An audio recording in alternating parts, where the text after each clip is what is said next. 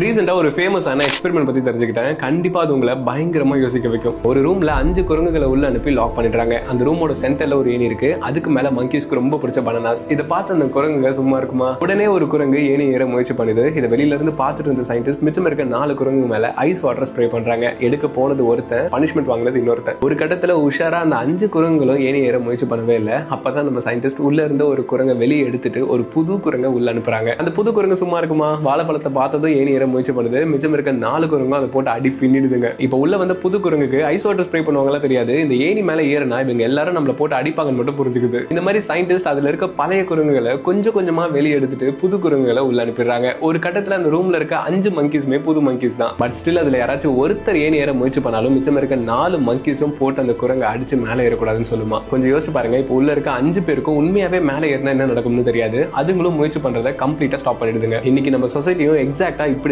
Work ஆகுது. யாராச்சும் ஒருத்தன் புதுசா நான் பிசினஸ் ஸ்டார்ட் பண்ண போறேன், யூடியூப்ல வீடியோஸ் போட போறேன்னு சொன்னா அவனோட சொந்தக்காரங்க, ஃப்ரெண்ட்ஸ், கூட வேலை செய்யறவங்க எல்லாரும் அதெல்லாம் பண்ணாதடா, ரொம்ப ரிஸ்க்னு தான் சொல்லுவாங்க. ஏன்னா காலங்காலமா அவங்க எல்லாரும் வேலைக்கு போகணும், சம்பாதிக்கணும்னு இப்படி ஒரு ரேட் ரேஸ்ல தான் ஓடிட்டு இருக்காங்க. அவங்களும் மேலே ஏற மாட்டாங்க, நம்மளையும் மேலே ஏற விட மாட்டாங்க. பட் ஒன்னு புரிஞ்சுக்கோங்க, எல்லாருமே ஒரு விஷயத்தை பார்த்து பயப்படுறாங்கன்றதுக்காக அது ஆபத்தானதாயிடாது. உங்களுக்கு உண்மையாவே அந்த ஏணி ஏறணும்னு தோணுச்சுன்னா ஏறுங்க, பாத்துக்கலாம். என்ன ஆயிட போகுது? மிஞ்சு போனா ஃபெயில் ஆகும், ஆயிட்டு போகுது. பிடிச்சதை ட்ரை பண்ணல, பட் ஒருவேளை ஜெயிச்சுட்டா நம்ம லைஃபே மாறும். கரெக்ட் தானே? உங்களுடைய தாட்ஸ் மறக்காம கமெண்ட்ஸ் சொல்லுங்க. மத்தவங்களுக்கு தெரிஞ்சுப்பாங்க.